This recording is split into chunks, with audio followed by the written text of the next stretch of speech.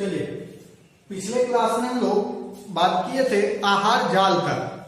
पिछले क्लास में आहार जाल तक बात कर लिए थे, जिसमें उससे पहले जो हम लोग पढ़ लिए थे क्या सब। तो सबसे पहला पर्यावरण, फिर पारिस्थितिक तंत्र, फिर उसके बाद पारिस्थितिक तंत्र का संरचना, फिर उसके बाद हम लोग पढ़ लिए थे पारिस्थितिक तंत्र के संरचना के बाद आहार श्रृंखला और फिर उसके बाद आहार जाल।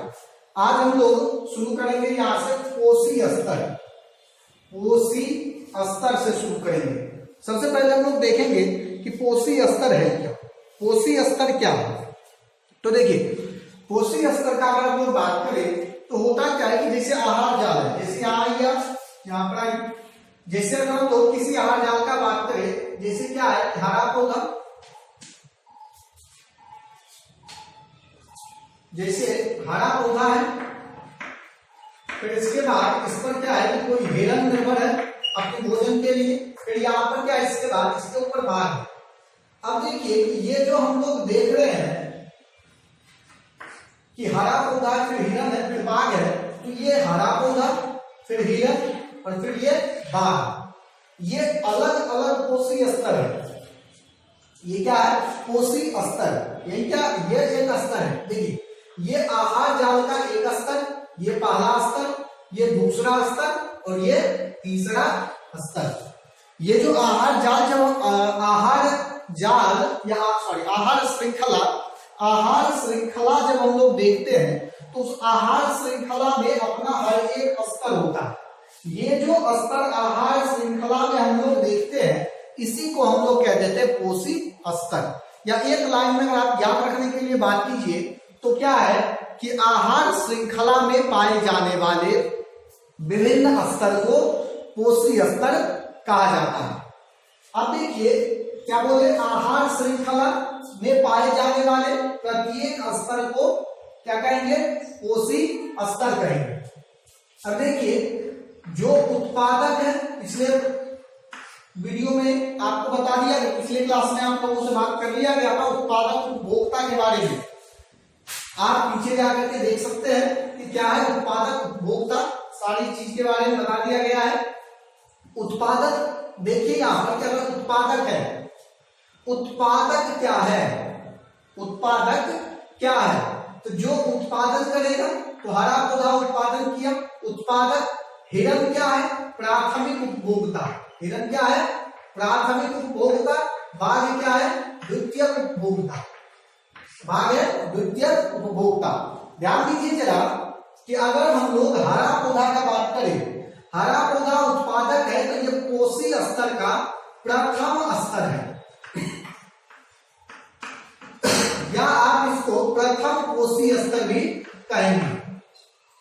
ये जो है प्राथमिक, इसको हम लोग कहेंगे द्वितीयक कोशी स्तर। ध्यान दीजिए जरा, द्वितीयक कोशी स्तर, द्वितीयक जो द्वितीयक कोशी सॉरी द्वितीयक स्तर होगा इसको हम लोग कहेंगे तृतीयक कोशी स्तर, कोशी स्तर। क्या सब बोले इसमें है कुछ नहीं, लेकिन कंफ्यूजन है बहुत ज्यादा। देखिए क्या है आहार श्रृंखला में पाए जाने वाले सभी स्तर को कोशी स्तर कहा जाएगा। आहार श्रृंखला में पाए जाने वाले सभी स्तर को कोशी स्तर कहा जाता है, या आहार श्रृंखला में पाए जाने वाले सभी स्तर कोशी स्तर कहलाते हैं। अब आहार श्रृंखला के कोशी स्तर का अगर आप बात करें तो जो उत्पादक होगा वो होगा प्रथम कोशी स्तर, जो प्राथमिक उपभोक्ता होगा वो होगा द्वितीयक कोशी स्तर, जो द्वितीयक उपभोक्ता होगा वो होगा तृतीयक कोशी स्तर। देखिए यहाँ पर लिख दिया है आहार श्रृंखला में उत्पादक प्रथम कोशी स्तर शाकाहारी जंतु। देखिए ध्यान दीजिए जरा, सब चीज को ऐड कर दिए है। उत्पादक हरा पौधा प्रथम कोशी स्तर, शाकाहारी जंतु हिरन, हरे पौधे को जो भी खाएगा वो सारा शाकाहारी होगा, और शाकाहारी को ही हम लोग क्या कहते हैं प्राथमिक उपभोक्ता। आप देखिए ये भी पीछे बता दिया गया प्राथमिक उपभोक्ता के बारे में। शाकाहारी जंतु द्वितीय कोशी स्तर, द्वितीय उपभोक्ता यानी कि मांसाहारी जंतु तृतीय कोशीय स्तर तथा तृतीय उपभोक्ता चतुर्थ कोशीय स्तर होता है। इसके बाद भी होता है, लेकिन हम लोगों को यहाँ पर इतना ही देखना है।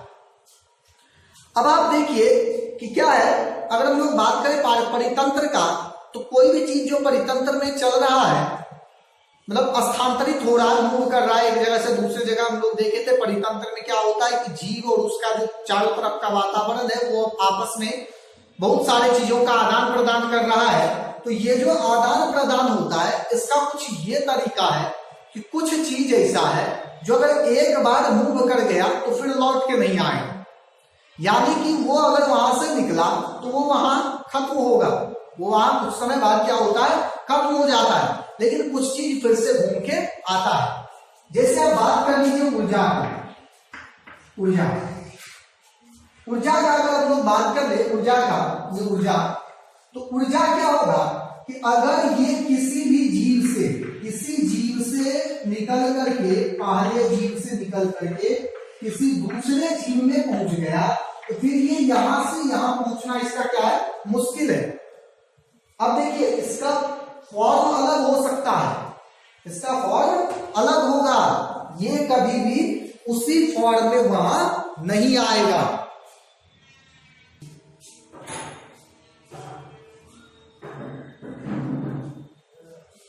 चलिए अब देखेंगे हम लोग कि क्या है कि अगर हम लोग इसका बात करें ऊर्जा का, अगर ये क्या हुआ कि इस जीव से पहले जीव से दूसरे जीव में पहुंच गया, तो फिर इसका इसी रूप में वापस आना क्या है, मुश्किल है।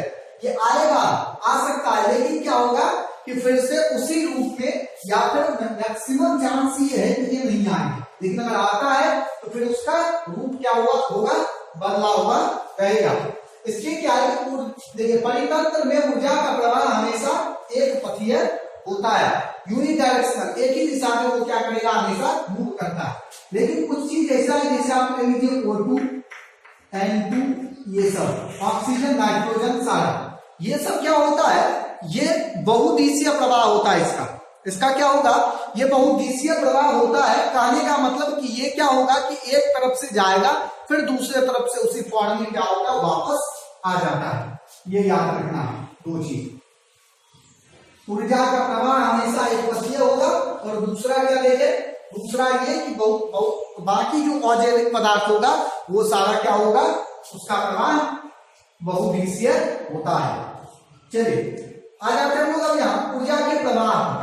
ऊर्जा का प्रवाह है क्या, ऊर्जा का प्रवाह क्या है, किसी भी एक कोशीय स्तर से दूसरे कोशीय स्तर में, यानी कि उत्पादक से उपभोक्ता, प्राथमिक उपभोक्ता, प्राथमिक से द्वितीयक उपभोक्ता, द्वितीयक से तृतीयक उपभोक्ता, फिर इसके बाद इसके आगे, फिर इसी तरह से आगे, यह ऊर्जा का प्रवाह।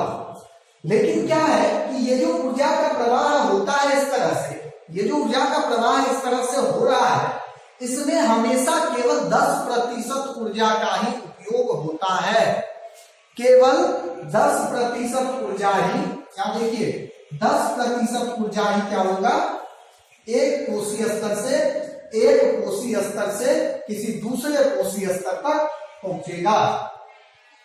बाकी 90% जो ऊर्जा है इसका उपयोग अलग अलग तरह से होते रहता है।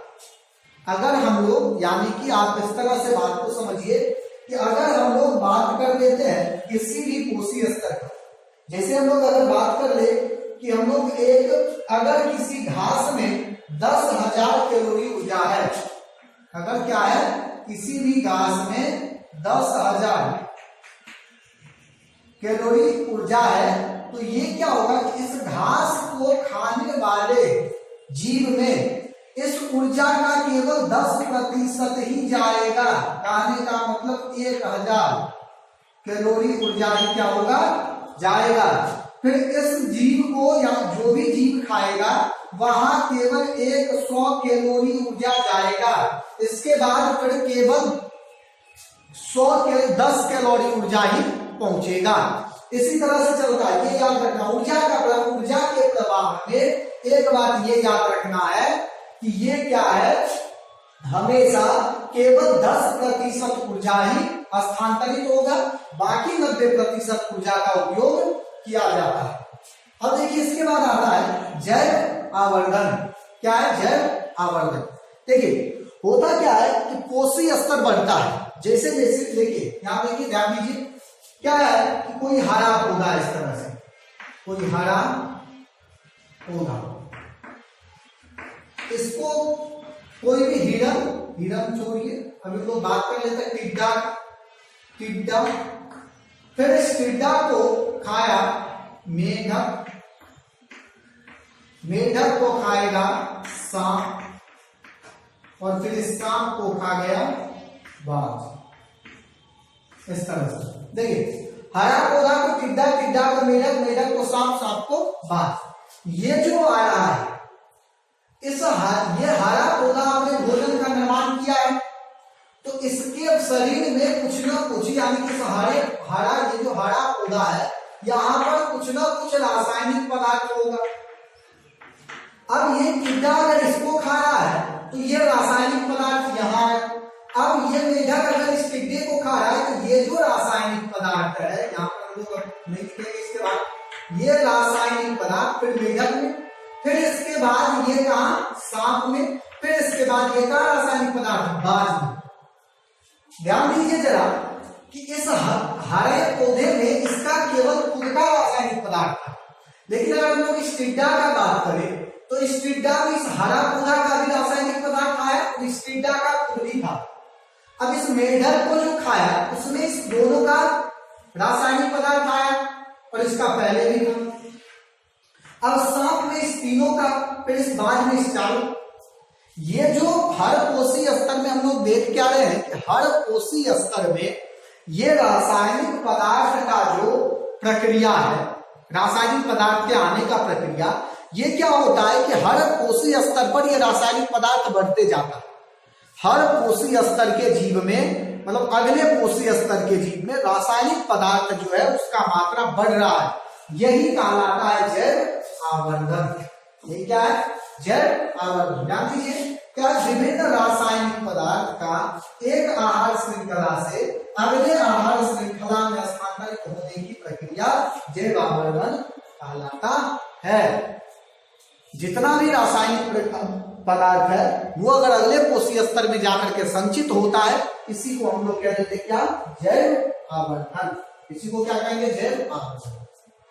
आ जाइए, इसके बाद आता है मानव और पर्यावरण में। लोग देखते क्या, सबसे पहले देखेंगे मानव और पर्यावरण में सबसे पहला जो है वो है अपशिष्ट। अपशिष्ट क्या है तो देखिए जरा, अपशिष्ट क्या है।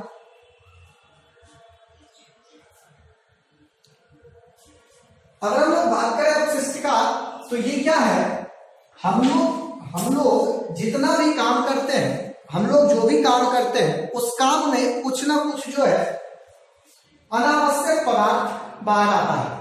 हम लोग जो भी काम करते हैं उसमें क्या होता है कि कुछ ना कुछ अनावश्यक पदार्थ बाहर आता है। ये जो अनावश्यक पदार्थ बाहर आए, जिसका हम लोगों को कोई उपयोग नहीं है, जो हम लोगों के लिए अनावश्यक है, बेकार है, इसी तरह के पदार्थ को हम लोग कहते हैं अपशिष्ट। इसी तरह के पदार्थ को क्या कहेंगे? अपशिष्ट कहेंगे। देखिए जरा, मानव के गतिविधियों से उत्पन्न अनावश्यक पदार्थ क्या कहलाता है? अपशिष्ट कहलाता है। अपशिष्ट को जो है कितने भाग में बांटा जाएगा? 2 भाग में। अपशिष्ट को 2 भागों में बांटा जाता है। पहला में क्या आता है? जैव निम्नीकरणीय, और दूसरा आता है जैव अनिम्नीकरणीय। जैव निम्नीकरणीय और जैव अनिम्नीकरणीय, नाम से क्लियर है क्या है? देखिए, निम्नीकरणीय का मतलब है कि ऐसा अपशिष्ट जो क्या होगा कि कुछ समय अगर हम लोग उसको छोड़ दे, यानी कि हम लोग के किसी भी गतिविधि से वो अपशिष्ट बना, लेकिन अगर हम लोग उसको कुछ समय तक छोड़ दे तो उसके बाद वो अपने आप डिजेनरेट होगा, उसके बाद वो अपने आप टूटना शुरू होगा और कुछ समय बाद देखेंगे कि वो नहीं मिल रहा। अब एग्जाम्पल ले लीजिए, कागज, सूती कपड़ा, घरेलू अपशिष्ट, जानवर जो एनिमल्स है उसका मलमूत्र, या फिर कृषि का अपशिष्ट, ये सारा, जैसे कागज हम लोग एक ले लेते साधारण सा एग्जाम्पल, अगर किसी कागज को हम लोग कहीं रख दे, यानी कि किसी मिट्टी को, मतलब कहीं से मिट्टी हटा करके वहां उस कागज को दे करके फिर मिट्टी से ढक दे, तो कुछ समय बाद वो कागज वहां पर, कुछ समय का आने का मतलब 10-15 दिन के बाद अगर हम लोग फिर से उसको देखें तो हम लोग देखेंगे कि वो कागज वहां नहीं है, यानी कि वो कागज वहां क्या हुआ, मिल गया। निम्नीकरणीय इसी को कहा जाता है, जो कुछ समय बाद अपने आप डिजेनरेट हो जाए, टूट जाए, उसको हम लोग क्या कहेंगे, जैव निम्नीकरणीय। जैव अनिम्नीकरणीय क्या है, ऐसा अपशिष्ट जो करोड़ों अरबों वर्ष तक क्या होगा कि जिस फॉर्म में हम लोगों के लिए वो अपशिष्ट था उसी फॉर्म में करोड़ों अरबों वर्ष बाद भी रहेगा। यानी कि अगर हम लोग क्या करते, प्लास्टिक ले ली, प्लास्टिक का बोतल, प्लास्टिक के बोतल को अगर हम लोग कहीं रख देते हैं तो हम लोग देखेंगे कि काफी लंबा समय के बाद भी वो जिस तरह से हम लोग उसको वहां रखे थे या छोड़े थे उसी तरह से आज भी है। इसके अलावा एल्युमिनियम है, सीसा है, आर्सेनिक है, ये सारा ऐसा चीज है जो कभी भी क्या होता है, अपने आप नष्ट नहीं होता है। जो अपने आप नष्ट नहीं होगा उसी को हम लोग क्या कहेंगे, जैव अनिम्नीकरणीय अपशिष्ट। अब लोग आज कहा ओजोन परत और ओजोन अपक्षय। देखते हैं ओजोन परत है क्या। तो देखिए होता क्या है कि अगर हम लोग बात करें क्या है कि जो वायुमंडल है हम लोगों का, वायुमंडल जहां पर वायु उपस्थित है, इस मंडल में 15 किलोमीटर से लेकर के 50 किलोमीटर तक,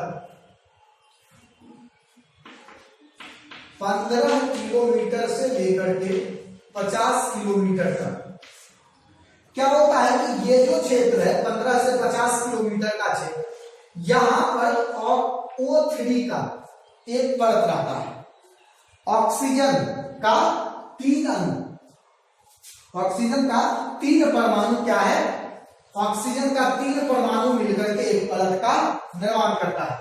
अब ये जो ऑक्सीजन का 3 परमाणु मिलकर के यहां पर इस परत का निर्माण किया है, इसी को हम लोग कहते हैं क्या, ओजोन। क्या कहते हैं इसको हम लोग, ओजोन कहेंगे।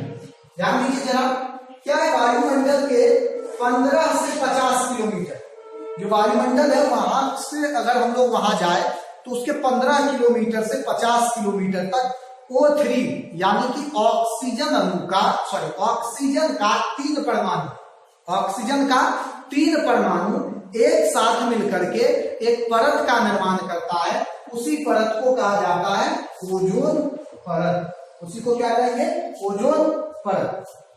अब देखिए होता क्या है कि ये जो ओजोन बनता है O3, अब बहुत सारा गैस ऐसा है, जैसे जो सबसे मेन है ओजोन जो बना, इसमें O3 ऑक्सीजन का 3 परमाणु है, O3। अब बहुत सारा गैस ऐसा है, जैसे मुख्य रूप से CFC है, क्लोरोफ्लोरोकार्बन, क्लोरोफ्लोरोकार्बन।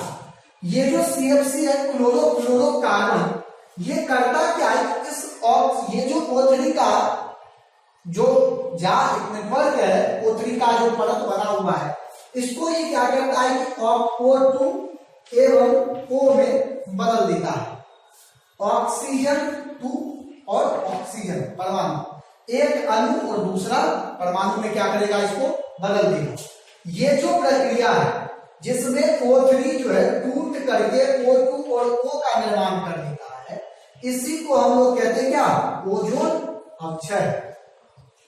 अब देखिए ये सबसे पहले हम लोग ये देखेंगे कि ओजोन कर क्या रहा है और इसके अपक्षय, ये इसका अपक्षय कहां से रहा है, CFC, और ये किस तरह से हम लोगों के लिए नुकसान कर रहा है। तो देखिए अगर हम लोग ओजोन का बात करें तो ओजोन का काम ये है कि ये क्या करता है कि जो सनलाइट है, सूर्य का प्रकाश, वहां से जो भी अल्ट्रा वायलेट रे मतलब पराबैंगनी किरण आ रहा है, उस पराबैंगनी किरण को ये क्या करेगा कि ऊपर में ही रोक करके बहुत सारे जो चर्म रोग है, स्किन डिजीज या फिर मोतियाबिंद और अदर फैक्टर, इस सब से क्या करता है कि पृथ्वी पर के जीवों को बचाता है। कौन, ओजोन। तो अब ये CFC या फिर इसको, इस ओजोन को क्षय करने वाला जो पदार्थ है वो कहां से रहा है, तो CFC का जो मेन सोर्स है ये है AC, एयर कंडीशनर। इसके अलावा देखिए कि यहां इस ओजोन को अपक्षय करने वाला जो पदार्थ है, इसमें कूलर। इसके अलावा जो सेविंग क्रीम है, सेविंग क्रीम या फिर आप सेंट है, AC, cooler, shaving cream, scent, ये सब ऐसा पदार्थ है जहां से क्या होता है कि बहुत अधिक मात्रा में ऐसा गैस बाहर आता है जो क्या करता है कि इस ओजोन के परत को क्या करेगा, इस ओजोन के परत को अवक्षय में, अब इस ओजोन के परत के अवक्षय का काम करता है। इस तरह से ये बात है इस चैप्टर का हमारा पर्यावरण का। ये अब जो है यहाँ पर आज आपका हो जाता है ये हो गया आपका चैप्टर